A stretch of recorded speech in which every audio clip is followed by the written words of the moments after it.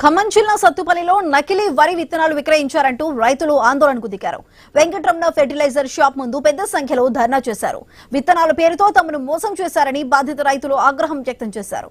వరి సాగు కోసం కొనుగోలు చేసిన విత్తనాలు నాణ్యత లేనివిగా, నకిలీవిగా ఉన్నాయని రైతులు ఆరోపించారు. సుమారు 500 ఎకరాలకు నష్టం జరిగిందని తెలిపారు. నకిలీ విత్తనాలు అమ్మిన దుకాణంపై తక్షణమే చర్యలు తీసుకోవాలని రైతులు డిమాండ్ చేశారు. ఈ వ్యవహారంలో బాధ్యులపై కఠిన చర్యలు తీసుకోవాలని, నష్టపోయిన రైతులకు ప్రభుత్వం న్యాయం చేయాలని వారు కోరుతున్నారు.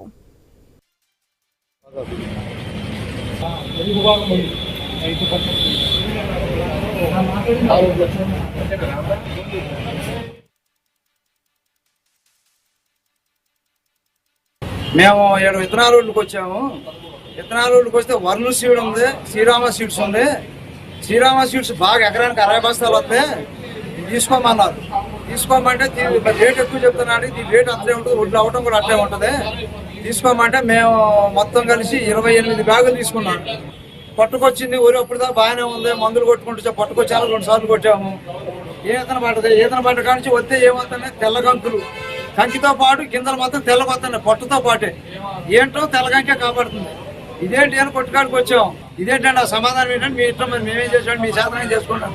మేము మొత్తం కేసు పెట్టి మిమ్మల్ని లోన్ అయిపోతే వెళ్తాను తమ్ముల్ని తీసుకుపోయి పేపర్ కింద స్టేట్ మొత్తం అంటే మీ శాతం చేసుకోండి అంటాం. అది మాకు తగ్గ న్యాయం చేయమని కోరుతున్నాం.